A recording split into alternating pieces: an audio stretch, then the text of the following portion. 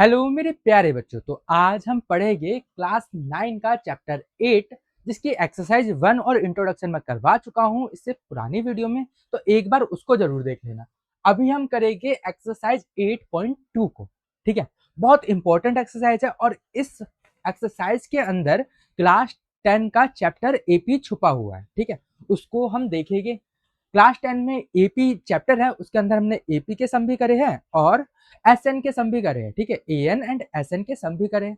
वो सब मैं यहाँ पर आपको काफी आसान भाषा में करा दूंगा। आपको कभी लगेगा नहीं कि पहले आपने कभी किया नहीं है, इतने आसान तरीके से करा दूंगा। अब देखते हैं पहला question. Find the 10th and 26th term of the AP. और एपी हमें ये दे रखी है। मैंने आपको पिछली क्लास में समझाया था कि एपी क्या होता है। एपी क्या होता है उसके लिए हम एक पेज एक्स्ट्रा लेते हैं। एपी क्या होता है, एक सीक्वेंस में नंबर, जैसे कि 2 हो गया, 4 हो गया एंड 6 हो गया, 8 हो गया। ये एक सीक्वेंस में और इन सबके बीच का जो डिफरेंस है वो बिल्कुल इक्वल रहेगा। अगर वो इक्वल है तभी वो एपी कहलाएगा, अदरवाइज वो एपी ही नहीं होगा। ठीक है, एपी वो तभी होगा जब सबके बीच का डिफरेंस बिल्कुल इक्वल हो। ठीक है, अब हम ये तो समझ गए कि एपी क्या होता है। अब इसके अंदर के कुछ टर्म्स होते हैं उसको जान लेते हैं। अब यहां पर मैंने एपी लिखा। ये जो पहला टर्म है इसको हम ए कहते हैं। ए क्या हो गया, 2 हो गया। अब इसके बाद जो सेकंड टर्म होती है इसको हम A2 बोलते हैं, फिर A3 बोलते हैं, A4 बोलते हैं। इस तरीके से ये आगे सोन चलता चला जाता है। और इसके साथ ये जो नंबर है ना, इसी को n से डिनोट करते हैं। जैसे कि अगर मैं इसकी बात करूं तो इसके लिए n कितना है, n है इसके लिए 4। ठीक है, A4, 4 जो है वो इस वैल्यू का n होगा। 4 क्या है, इसके लिए n है। क्यों, क्योंकि ये चौथे नंबर पे आएगा। देखो काउंट करो, 1 2 3 4। ठीक है, इस तरीके से n निकाला जाता है। अब बात आती है डी की। डी निकालने का फॉर्मूला होता है, बट इसको याद करने की जरूरत नहीं है। फॉर्मूला मैं बता देता हूं, A2 माइनस ए करके। अब याद क्यों नहीं करना, क्योंकि अब एपी के अंदर से कोई भी दो टर्म कॉन्टिन्यूअस वाले ले लो। जैसे कि मैंने ये दो ले लिए, A3 और A2 ले लिए, कॉन्टिन्यूअस वाले ले लिए। अब इन दोनों को सब्ट्रैक्ट कर दो। ध्यान रखना लेकिन आगे वाले में से पीछे वाले को सब्ट्रैक्ट करना है। तो A3 में से A2 को सब्ट्रैक्ट करेंगे, मतलब कि 6 में से 4 को घटाएंगे तो क्या आएगा, 2 निकल के आएगा। तो वही हमारा डी कहलाता है। इसको ही कॉमन डिफरेंस भी बोलते हैं। ठीक है, अब यहां पर भी 4 में से 2 घटाता तब भी 2 आ जाता है। ठीक है, तो सबके बीच में जो डिफरेंस होता है ना, कॉमन डिफरेंस, वही क्या कहलाता है, डी कहलाता है। और ए एन क्या होता है ये मैंने बता दिया। जैसे A2 है, A2 पे क्या वैल्यू है, 4 है। A3 पे क्या वैल्यू है, 6 है। उसी को हम ए एन बोलते हैं। अभी के लिए इतना काफी है, हमारा क्वेश्चन हो जाएगा।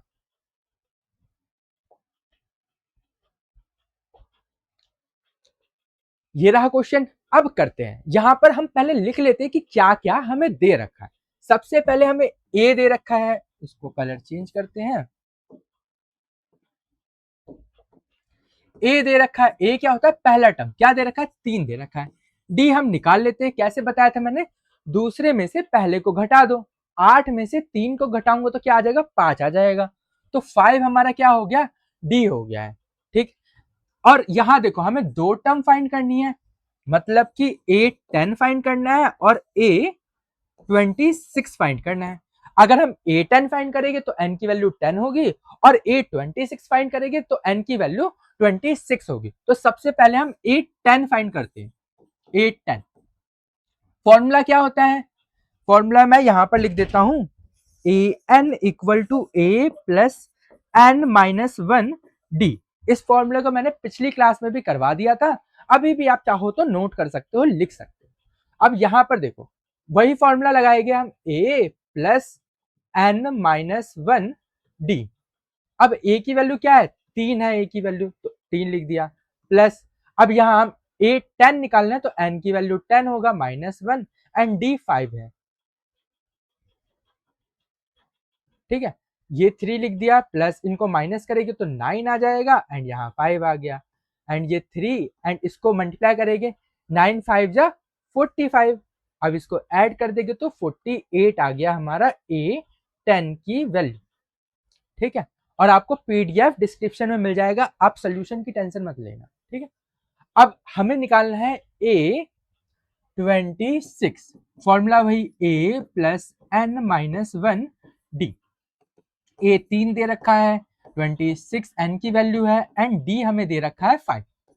तो ये आ गया हमारा 3, एंड इसको सब्ट्रैक्ट करेंगे 25, एंड यहाँ पे 5, ये आया 3 प्लस इसको इससे मल्टीप्लाई करेंगे तो आएगा 125, एंड ऐड करेंगे 128, आ गया हमारा A26 की वैल्यू, ठीक है। उम्मीद कर रहा हूं ये क्वेश्चन क्लियर हुआ होगा, क्योंकि बहुत आसान तरीके से मैंने पूरा क्वेश्चन करा दिया है, ठीक है। अभी भी डाउट बच जाए तो आप मुझसे टेलीग्राम पे पूछ सकते हैं, टेलीग्राम का लिंक डिस्क्रिप्शन में होगा, आप चैनल को ज्वाइन कर लो और वहां पे कोई भी सवाल मुझसे पूछ सकते हैं।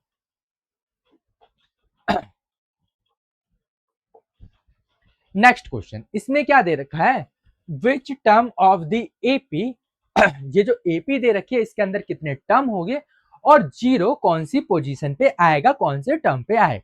सबसे पहले हम इतना सॉल्व कर लेते हैं, इतना सॉल्व कर लेते हैं। यहां पर हमें ए दे रखा है,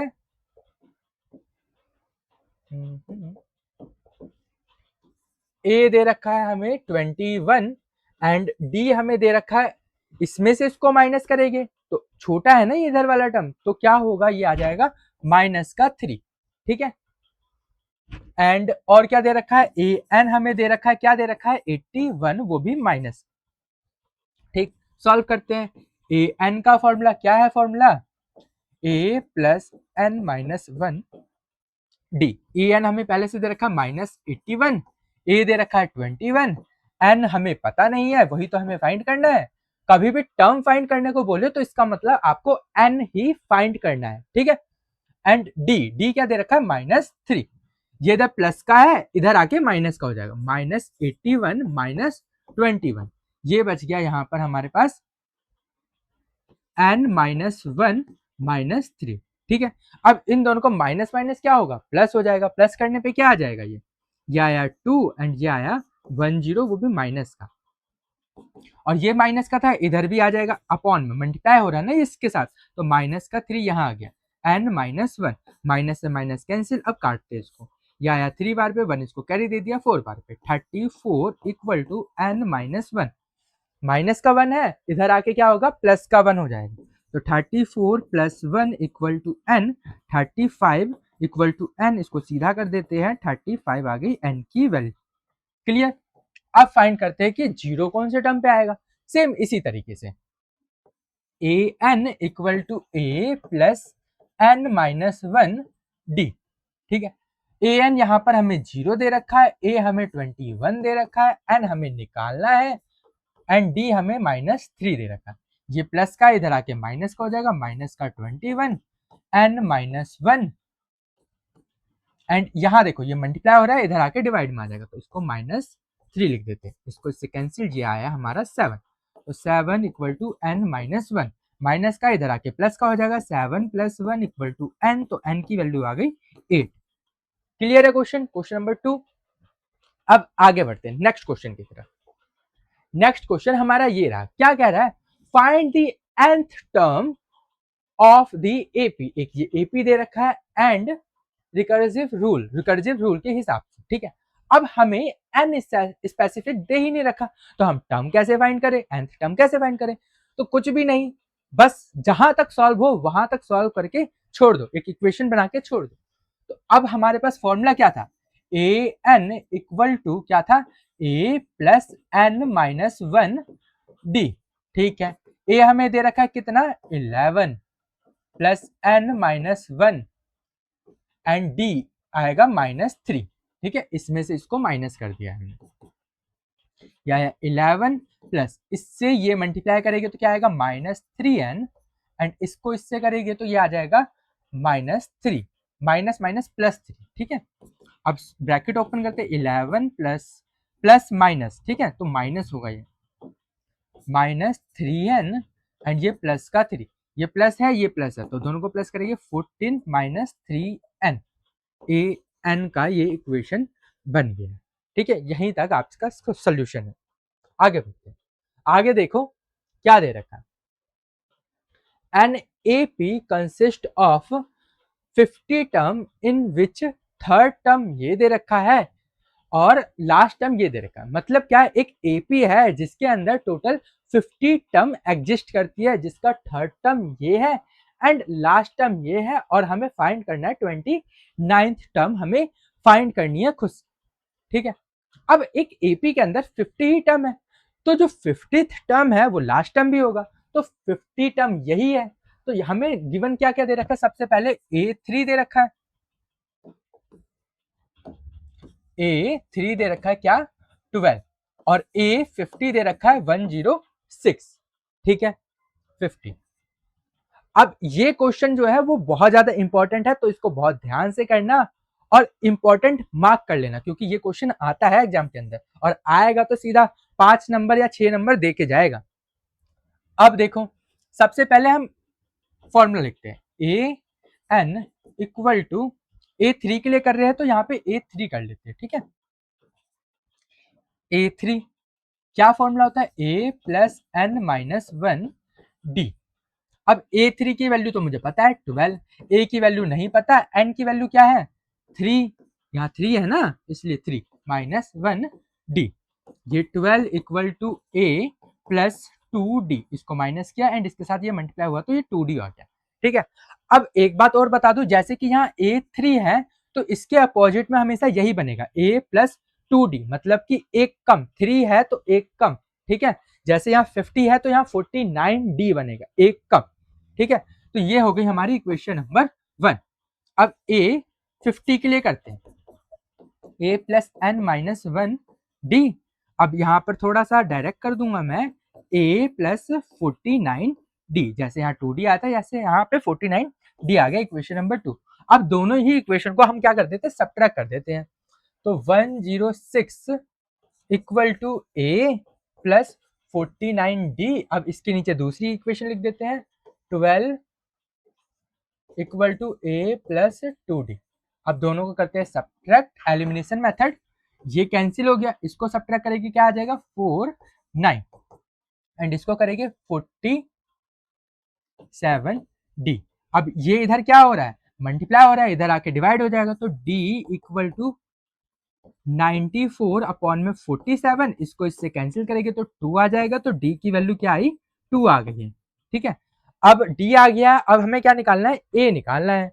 अब यहां पर आए हम, अब क्या करते हैं, D को D put in equation number 1 equation ये थी, क्या है इक्वेशन, यहां से है। ठीक है, 12 प्लस प्लस नहीं,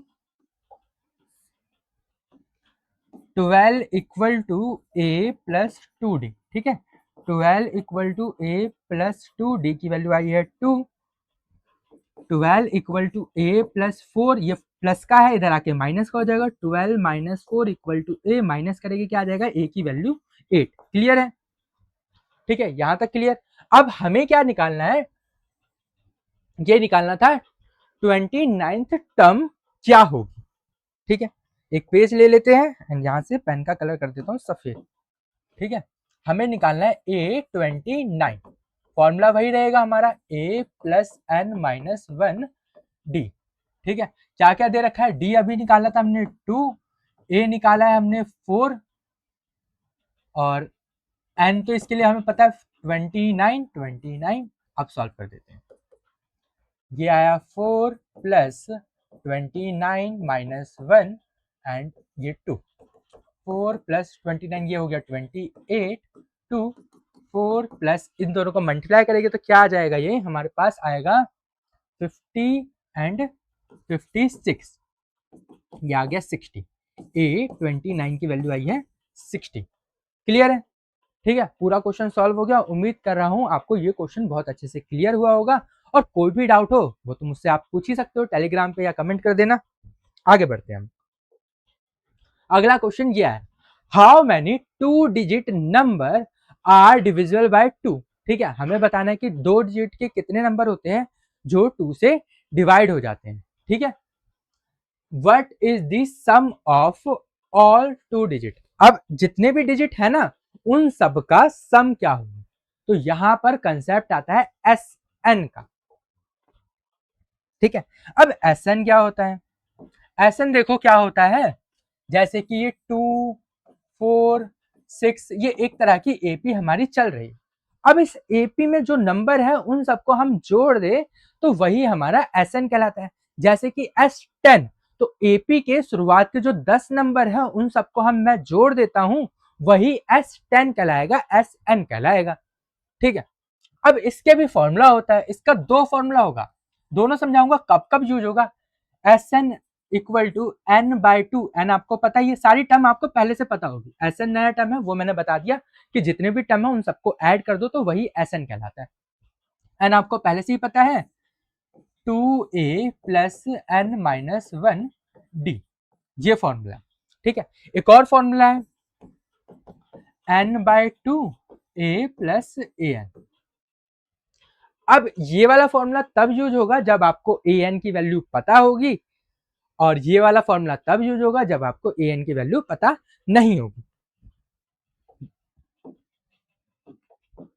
तो अब यहां पर देखते हैं, अब हमें 2 डिजिट के 3 से डिवाइड होने वाले वो निकालने हैं, नंबर्स निकालने हैं। तो पहला नंबर कौन सा है, 2 डिजिट नंबर। कहां से स्टार्ट होगा, 10 से लेके 99 के नंबर होते हैं जो 3 से डिवाइड हो जाते हैं। तो पहला नंबर 12 है जो कि डिवाइड हो जाता है 3 से, फिर उसके बाद आता है 15, फिर 18, 3 का टेबल। ठीक है।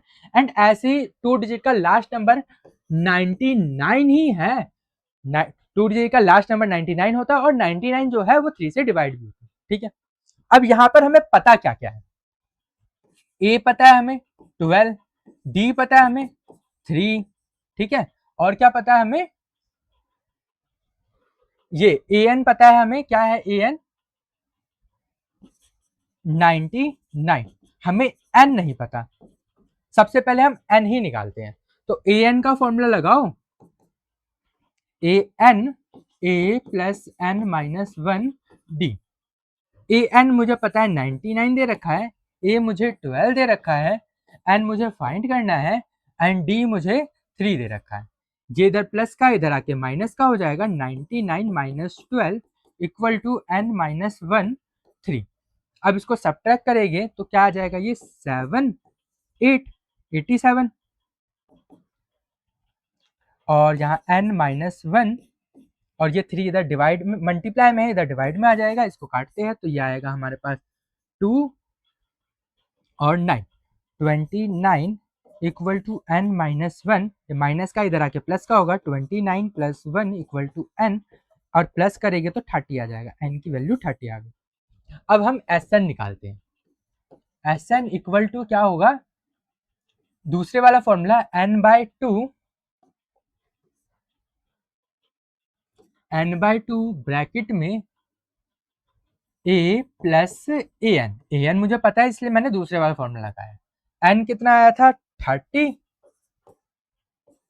अपॉन में 2, ए हमें 12 दे रखा है, ए एन हमें 99 दे रखा है। इसको कट करेंगे तो 15 आ जाएगा, 15, एंड इसको ऐड करते हैं तो क्या आ जाएगा, 12 और ये आया 1 1, इसमें कैरी गया, ये 1 1 1 आ गया। ठीक है, 1 एंड 1 10 एंड 1, ठीक। ठीक है। अब इसको कर दो 15 मल्टीप्लाई 1 1 1, और इसको मल्टीप्लाई करने के बाद यहाँ पर आपका आंसर आ जाएगा। ठीक है, ये आपका काम है, मल्टीप्लाई करके आंसर लिख देना। और समझ में आया होगा, समझ नहीं आया तो मुझे कमेंट कर देना। आगे बढ़ते हैं, अगला क्वेश्चन। अब यहाँ देखो, Harish start work at the annual salary 5 lakh rupees, 5 lakh से वो एनुअल सैलरी स्टार्ट करता है, एंड रिसीव इंक्रीमेंट 20,000 का उसका हर साल इंक्रीमेंट हो जाता है, उसकी 20,000 सैलरी हर साल बढ़ जाती है। ठीक है।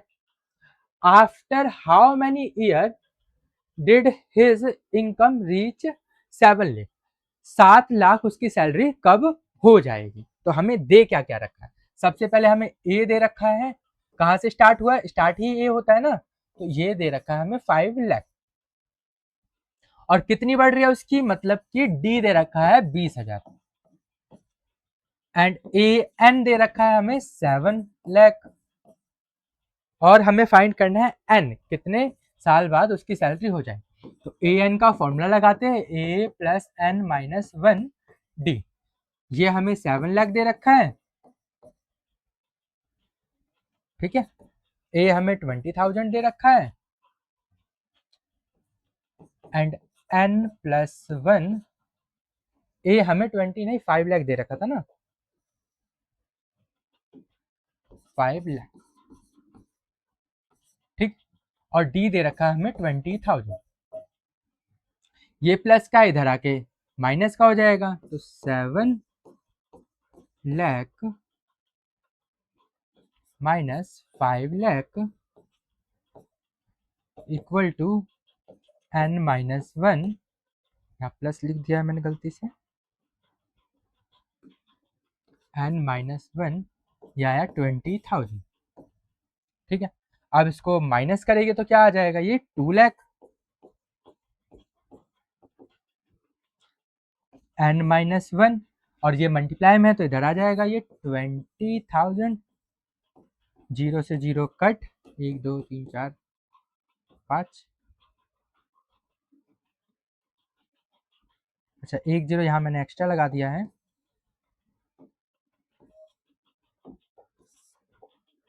ये 0 का देख लेना कोई एक्स्ट्रा हो तो, 1 2 3 4 5, और यहाँ लगेगा 1 2 3 4, ठीक। 1 2 3 4 से 4 0 कैंसिल, ये बचा 20, और ये माइनस का इधर आके प्लस का हो गया, एंड एन आया, एंड प्लस करेंगे 21 आ गई एन की वैल्यू, तो एन इक्वल टू 21। तो 21 साल के बाद उसकी सैलरी इतनी हो जाएगी, 7 लाख रुपए हो जाएगी, ठीक है। 21 साल बहुत लंबा समय है, ठीक है। अब देखो, ए चिल्ड्रन अरेंज मार्बल इन अ रो, फर्स्ट रो में वो एक मार्बल रखता है, सेकंड रो में 2, 3 में 3, अब 25 रो में टोटल कितने मार्बल आ जाएंगे, ठीक है। सबसे पहले ए पी बनाते हैं, 1 2 3 4 इस तरीके चल रहा है 25 तक, ठीक है। 25 अच्छे से।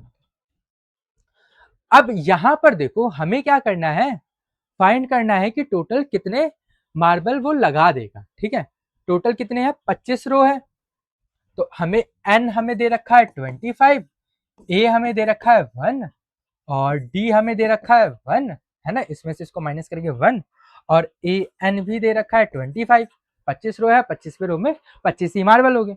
अब टोटल मार्बल कितने हो गए, टोटल मतलब सम, सबका सम क्या होगा, तो एस एन निकालना है ना, और कौन से फॉर्मूले से, दूसरे वाले फॉर्मूले से, क्यों, क्योंकि हमें ए एन पहले से given, S N equal to A नहीं एन बाय 2 ब्रैकेट में A plus A N, S N हमें दे रखा है, नहीं दे रखा, एन हमें दे रखा है, कितना दे रखा है 25 अपॉन में 2, ए हमें दे रखा है 1, ये दे रखा है 25, इसको करेंगे 26 एंड इसको कैंसिल करेंगे, आएगा 13, ये आ गया 25 मल्टीप्लाई 13। अब इसको आप मल्टीप्लाई करोगे आंसर आ जाएगा, ठीक है। मल्टीप्लाई करने वाला काम मैं आपके ऊपर छोड़ देता हूँ। तो यहाँ पर हमारी ये एक्सरसाइज कंप्लीट हो गई है।